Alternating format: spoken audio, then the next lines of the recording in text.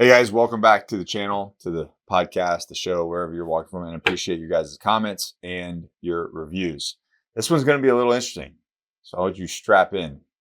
Um, Something that was a realization this past weekend at the Crucible for the Agoge, and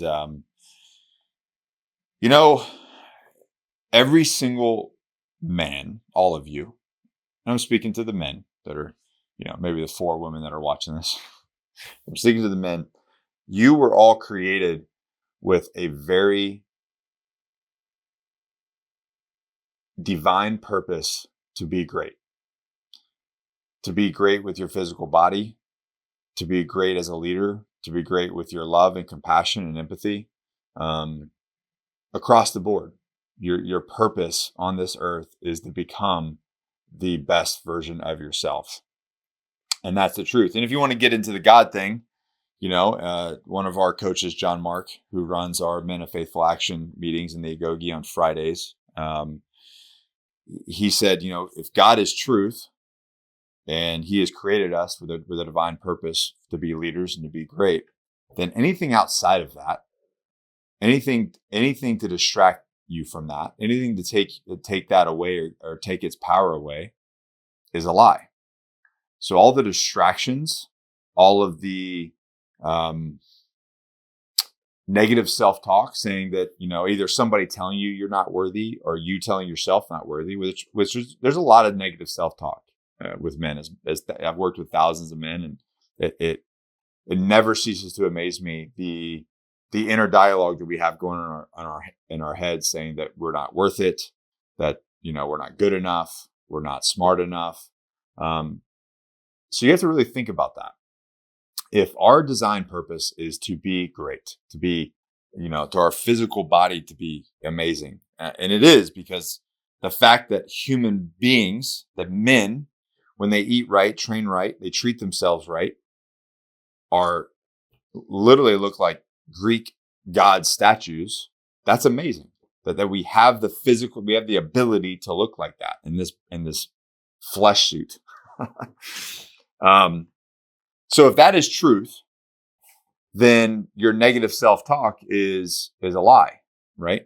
So then where do those lies come from? Why are they showing up in our life? Why do we have the negative self-talk? Why do we have people that put us down? Why do we have these distractions? Why are there things put in our place like pornography and gambling and addictions with alcohol and drugs, affairs, whatever it might be? And the reality is this: all of it is lies, and all of it is so that it keeps you from being the man that you're called to be. So if we identify that every single one of those things is a lie, if God's word is true, if our divine purpose is to become great, then we can't listen to anything that's going to distract us from that. Any self-talk, any lie, etc. Like it just can't happen. And we have to align ourselves with men and individuals that don't put up with that. I've been called out on not being empathetic towards men anymore like I used to be.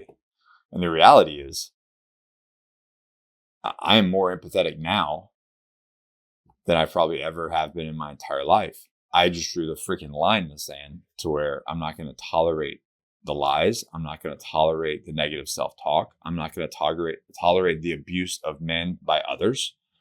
I just drew a line in the sand. I said, this is where the buck stops here. This is where it is. And if we're called to be great, then that means I have a responsibility to be great, to put distractions and vices. And, except in August this year will be 5 years, no alcohol, which is wild to me. And if I look at the last 5 years, that's really when things started to kind of take off for me. And it's all because I stopped allowing myself to be distracted by the lies.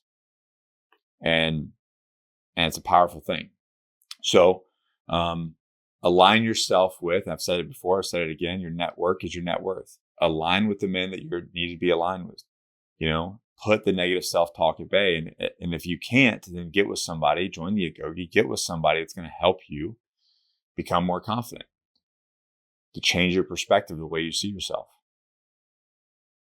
Because again, you are called to be great. So be great.